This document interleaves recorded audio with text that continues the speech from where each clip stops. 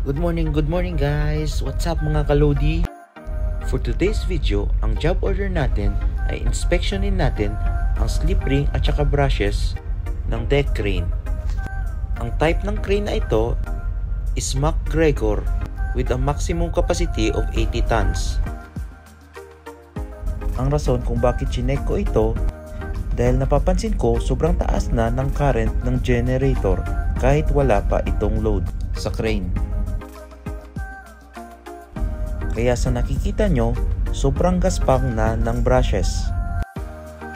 At saka uneven na yung seating ng brushes sa slip ring. Nagkaroon na rin ng mga spark erosion sa slip ring. Kaya ang rason kung bakit sobrang taas na ng current.